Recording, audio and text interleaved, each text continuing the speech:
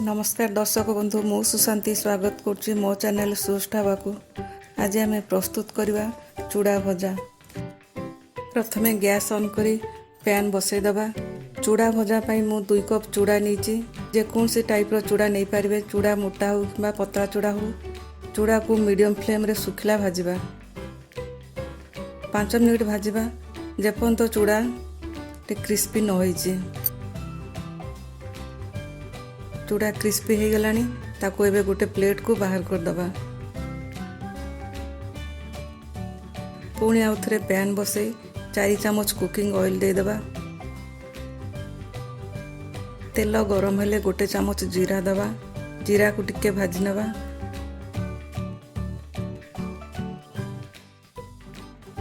जीरा फुटी आसिले पियाज दबा। मु गोटे बड़ साइज रो पियाज को एमती बड़ बड़ पीस करी काट नहीं ताकू दे दीजिए। पियाज को एमती भाजवा।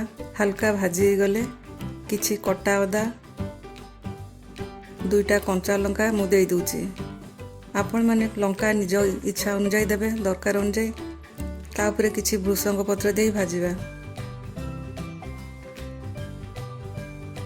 2 मिनिट भाजला परे भजा हितवा चूड़ा को देबा।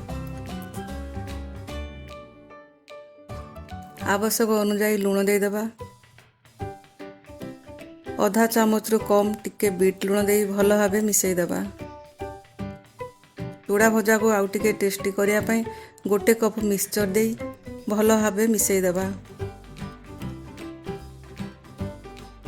आपण माने जेकोसी मिक्सचर नहीं पारिबे किबा मिक्सचर न देई मध्य करि पारिबे। भल भाबे आउ थरे कोळई दबा। एबे चूड़ा भजा रेडी हो गला। जदि यही रेसिपी आपण मानको भल लगे तो लाइक और शेयर करंतु। सब्सक्राइब बटन को प्रेस करी साइड रे थिबा बेल टू क्लिक कर दियंतु।